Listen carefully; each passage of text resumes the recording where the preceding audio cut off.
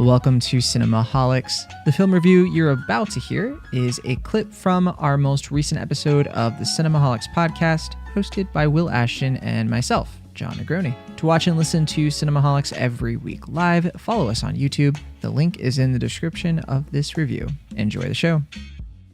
This is actually a very recent film that we saw, A Glitch in the Matrix, which actually premiered at Sundance, and it's kind of having like an Insta, availability kind of thing. But yeah, Glitch in the Matrix is a documentary that explores simulation theory, and you're able to rent or buy it on demand right now. Will and myself managed to check it out kind of at the last minute because neither of us saw it at Sundance. We kind of prioritized other things, and I think we kind of agreed. It's like, this is about to come out, so like, let's watch other stuff. You know what I mean? Yeah, I mean, I would have done the same thing for Life in a Day too if I had realized how quickly it was going to come out. But yeah, I think we made the right call just waiting because there are so many things at Sundance we wanted to check out. But yeah, we've seen it anyway, so here we are. Yeah. So this is from Rodney Ascher, who's made a bunch of documentaries. I'm blanking on. I know Room 237 is like the one kind of more similar to this. The one that's about The Shining. And then there's also The Nightmare, which is about sleep paralysis. That's the other came one. out, Yes, I believe in 2016, if I'm recalling correctly. Oh man, was it that long ago? It might have been 2015, 2016. There you go. I think So this new film, Glitch in the Matrix, it's not exactly like Room 237. It's not really about the Matrix. It's actually just more exploring the philosophy behind the Matrix, simulation theory, which is just this simple question of, are we in fact living in a simulation? And the documentary actually like covers a lot of Philip K. Dick's commentary, especially like in the latter half of the 20th century, when his novels were really taking off, as you might know from things like Blade Runner and Total Recall, Man in the High Castle. Philip K. Dick, as a science fiction author, was really interested in like the whole idea of like, is this our reality? Think of like the end of Inception. Is he still in a dream? The Matrix, of course, which is like Neo finding out that, he's been living in the Matrix and he's never really used his eyes for, the first time, all of that stuff. And simulation theory is the thing that goes way, way back to like Descartes. It's a very tricky thing because as this documentary dives into, it can create almost like an existential crisis for people, because then you start to wonder, if this isn't reality, then does that mean there are any consequences for what I do? So the documentary starts to get into that territory. And that all sounds really interesting, right? That's my bag. That's the kind of thing I'm totally, yes, let's do it. Let's talk about simulation theory, because I think it's a fascinating topic. But I got to say, Will, my college course my sophomore college course in philosophy was more insightful than this documentary. And I don't know how this happened. Like, I just found this completely like the most surface level, like Reddit thread, the movie. That's mean to Reddit. I've found Reddit threads more like detailed and substantive than what this documentary does with simulation theory. It's such a boring intro to this subject, and I'm really kind of annoyed with it. Like, I hope people see it and are like, wow, this is a kind of interesting, and then find other things that are going to like really dive into it, because I was super disappointed in how this turned out. But I don't know. What about you, Will? Am I being grumpy? For me, I'm a really big fan of Rodney Ascher's filmography. I do think that his past two films, like you said, Room 237 and The Nightmare, I think what makes those two films so compelling to me is that with Room 237, it's about The Shining, like loosely, obviously. I mean, it's about how people perceive The Shining, but beyond that, it's about like how we perceive reality, or how we take in the things that we consume as pop culture, and like how our individual perspectives allow us to see one single piece of art in a variety of different ways. And I think that's a really fascinating conversation, that because the filmmaker allows all these different subjects to divulge into their fan theories, becomes a very interesting piece of art in terms of exploring what art means to us and how it emboldens us, or kind of justifies a lot of things we perceive about society. Yeah, I want to be clear. I'm a huge fan of Room 237. Yeah. As you probably are aware, considering my relationship to fan theories, and I 100% echo everything you just said. It's such a great covering of how fan theories work, and like headcanon, stuff like that. All that stuff is really good. And with The Nightmare, I similarly agree. Like, I think that film is really diving into like what scares us, and like if we are trapped within our own selves, like what would terrify us the most, and like what really gets under our skins when we have to confront our fears in such a direct way. And I think that's also a really fascinating film. I might even like that film a little bit more than Room 237 because I think it comes together a little bit more cohesively. But with the glitch in the Matrix, like I think he's trying to go back to this Room 237 approach where he's just letting the subjects talk about how they feel about simulation theory. But the problem with that is that he's primarily allowing subjects that are not really like studied in it or well versed in it.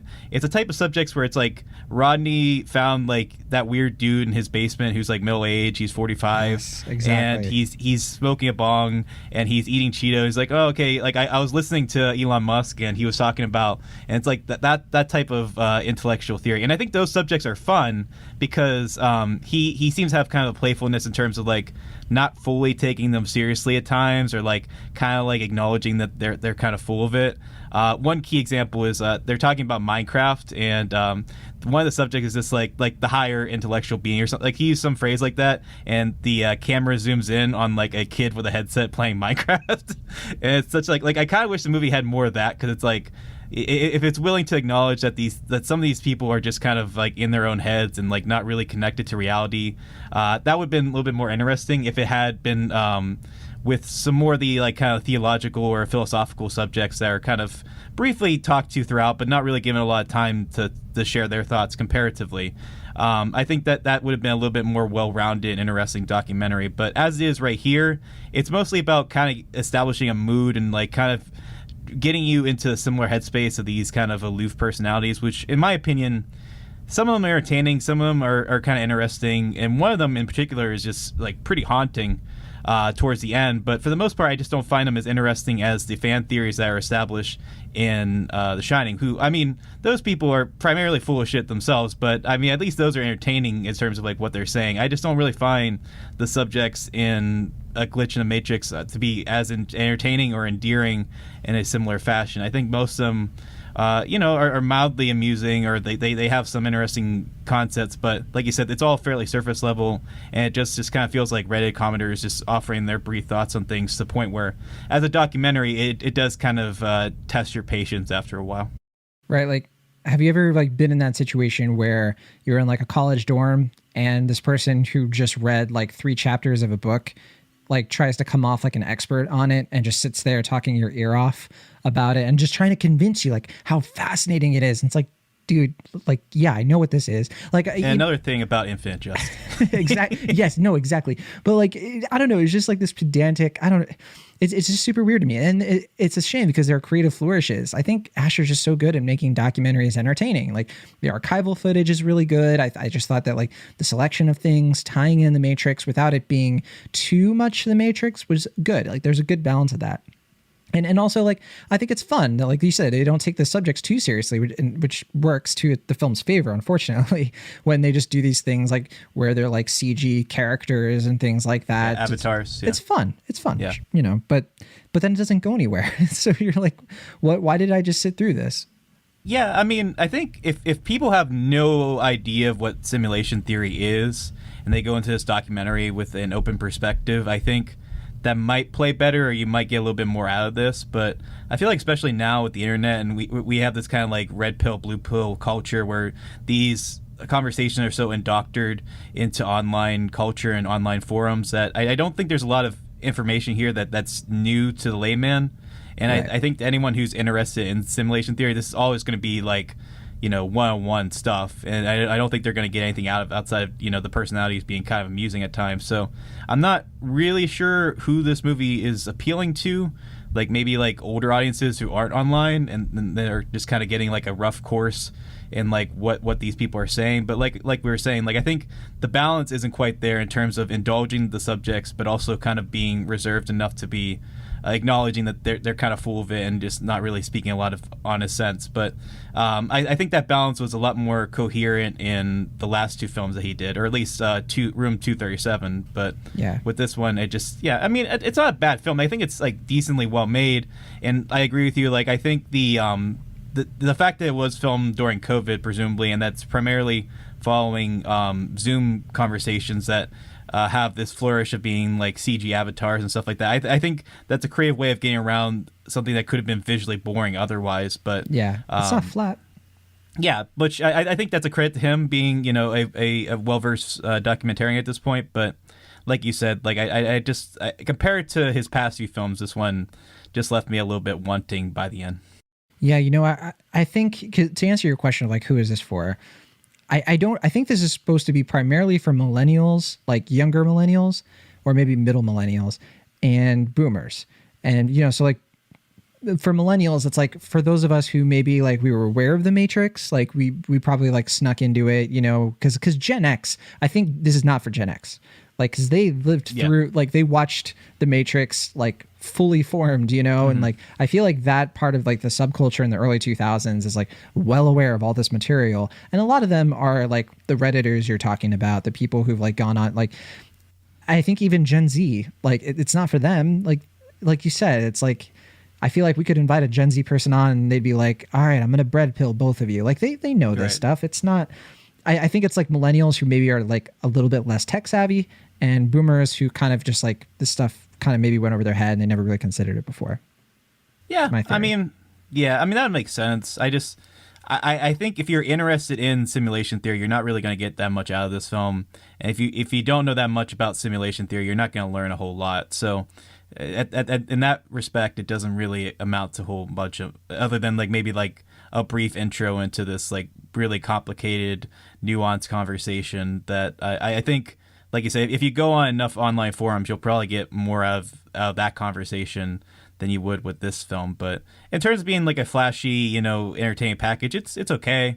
Like I think it's amusing in spots, and I don't think it's poorly made in any respect. But in the end, I think as a like kind of more intellectually stimulating piece of entertainment, I don't think it really fully amounts to all that much. Agreed. Yeah, it's just pretty average.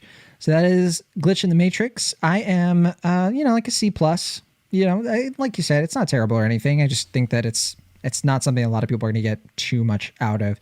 But what about you? It sounds like you're around like C plus, maybe B minus. Yeah, that's where I'm at. I've been back and forth on my grade. I think I'll give it a high C plus, just because I don't imagine I'm going to be reflecting on this film in the same way that I thought about his last few films. Yeah, same. And I think there was just a little bit more to those films than what we got here. But, you know, I mean, not a terrible film. Like, I'm not mad I saw it or anything. I think enough of it is interesting. And I do think the one scene, I think it's kind of an ethical boundary in terms of whether or not they should have included that. But the whole scene with the house, I don't know what I can really say without spoiling it, but you know what I'm talking about, like 3/4 away.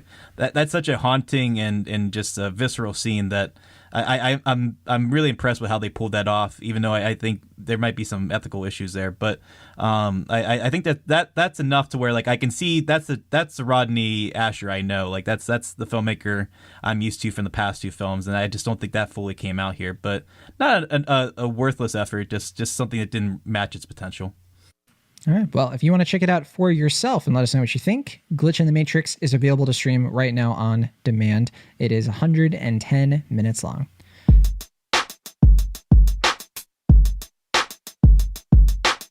Thank you so much for listening to our show. Be sure to subscribe to Cinemaholics on your favorite podcast app of choice, or find us on YouTube, where you can stream our weekly episodes live for even more banter and weird film takes. See you all next time.